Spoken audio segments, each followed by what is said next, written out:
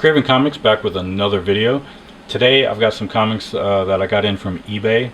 So a small eBay haul, as well as another batch of back issues that I picked up from my LCS a few days ago. But before we get to those comics, as some of you probably know from watching my videos, I have these two Wolverine figures already.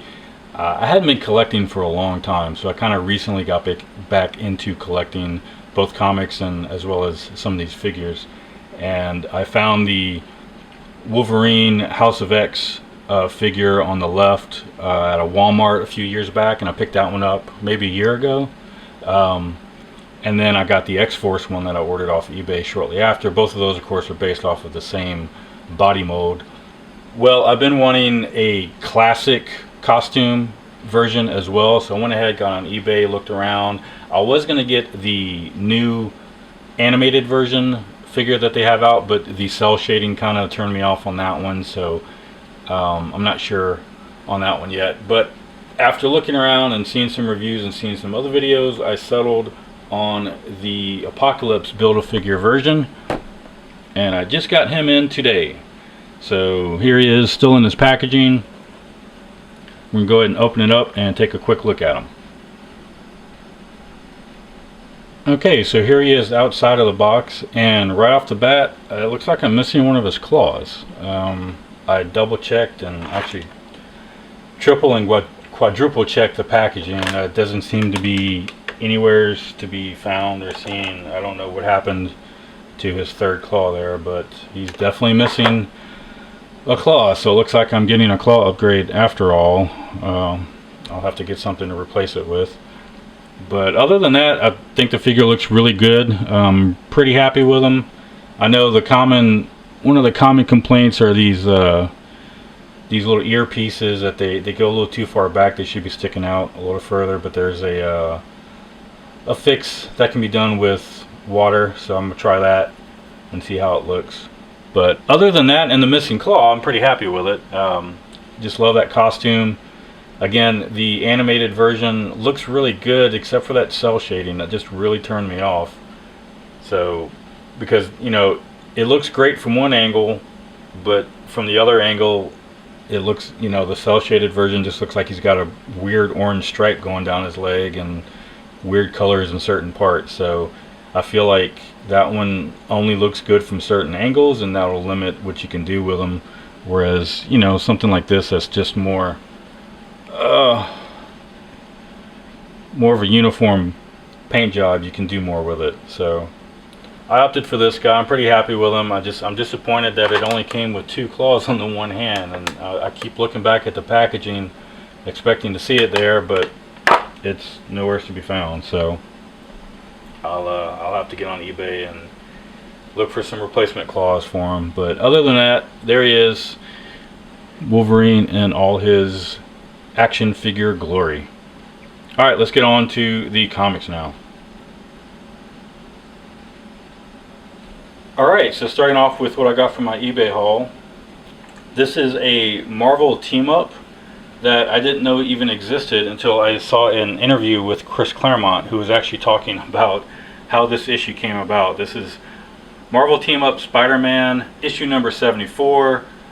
Spider-Man and the Not Ready for Prime Time Players. This features the cast of SNL, Saturday Night Live, John Belushi, Bill Murray, Gilda Radner, Dan Aykroyd, Jane Curtin, and others. So yeah, just a really interesting story of how this came about. I wish I could find, if I can find the video, I'll try to link it in the description. Just a really interesting story of how this issue came about. Once I heard about it, I had to go out and find a copy, so I got one off eBay for a pretty good price. Continuing with the eBay, this is one variant cover of the Scorch that I actually already had. I had this one, issue number 4, already. Found that at my local comic book shop. And then off of eBay, I picked up, oops, it goes this way, doesn't it? 3 and 5. So this is a connecting cover series. I'm missing one of them, which is I think issue 6 to finish the piece. But this is obviously an homage to Jim Lee's X-Men #1 connecting covers that Todd McFarlane did for the Scorched. So really cool just to have the connecting covers here. I want to get the last one just to complete it and have the set. Continuing with my eBay haul, Radiant Black issue number 10. It turns out I actually got 2 copies of number 11 because I thought I had 10 and I needed 11, and it turned out I had 11 and I needed 10. So that happens. Variant covers, at least they're different covers. Again, I always remember what I get by the cover art, not necessarily which issue number it is. So with all these variant covers these days, it really throws me off sometimes. Speaking of tribute or homage covers, here's Radiant Black issue 14. This is one that I did already have, that I knew I already had, but I wanted a second copy of it anyway. Of course, a nice homage to Todd McFarlane's Incredible Hulk 340. And then I picked up a Radiant Red issue number 2 that I was missing. I had 1 and 3, never did get 2. So a few weeks back, I got the Amazing Mary Jane issue number 1. It was a J. Scott Campbell edition, autographed. That one kind of went directly into my Ultra Pro comic book holders. So after getting that one, I wanted a reader copy, so I picked up the A cover for Amazing Mary Jane issue number 1. Read through it. It's actually not that bad. Kind of want to see what they do with the story, so I might get a couple more of them. And then speaking of J. Scott Campbell, I did get his cover for Amazing Spider-Man issue number 49. I've been wanting that one. I have a pretty good solid run on this Amazing Spider-Man series, but it doesn't start until somewhere in the 60s. Then it goes through into I think 88 that I have. So I'm starting to try to fill out some of this and get some of the earlier issues that I haven't gotten yet. So following that actually ends the eBay portion of what I got. And I continued into my comic book store, going through back issues and looking through the Amazing Spider-Man. I picked up issue 50 thinking this was actually issue 50, but I found out after the fact that the LR designation on there is actually side stories. So there's a normal issue number 50, and then there's the LR 50, which is kind of an optional side story. So I still need to go back and actually get the original issue number 50. It's a little confusing. Same thing happened here on issue 51. So I need 50 and 51 still for the main story, and then I did find 52 and 53, so I'm okay on those at least. I'm not as interested in those side story ones. And then I picked up issue 55. This was one that I know is a popular cover option, so I was glad to find that one. That's the first printing, and then I also picked up a second printing as well. I'm going to use the second printing as kind of my reader copy, and then the first printing, of course, I'm going to keep nice and safe and tucked away, but the different color scheme there is pretty neat. I know it's a very popular cover art. Alright, continuing through the back issues. At my LCS, I picked up some Wolverine because I've got to. Wolverine Get Mystique. This was I'm not sure what run this was from. I know it's not the most recent one. It's not from the volume 2 run. I have to go back and look. I don't remember which run this is from, but this is from a run that came out when I wasn't collecting. And I found that one. It looked interesting, so they had the whole storyline here.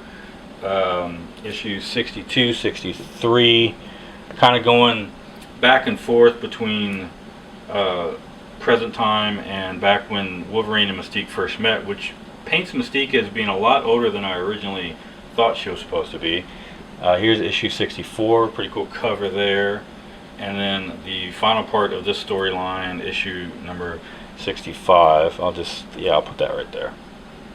And then not long after that, they had issue 69, part of the Old Man Logan series. Again, this is a series that came out when I was not collecting.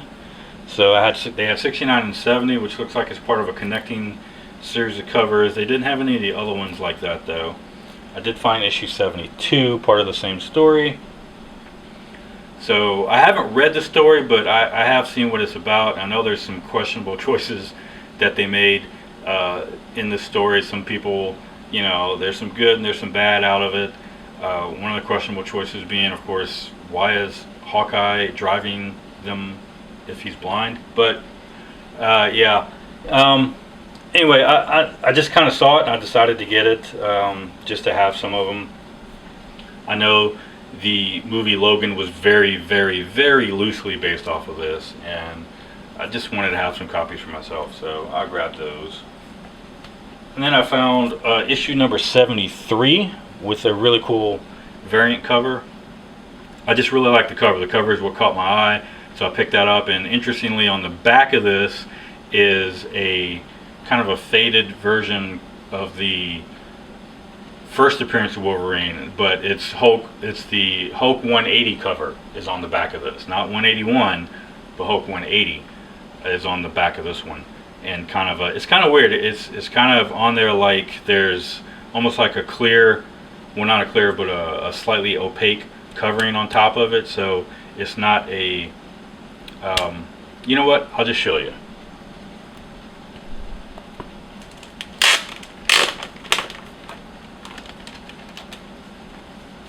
So yeah, I was just gonna pop up a picture of it, but that's the actual back cover. So yeah, it looks like, I don't even know if you can see that on camera.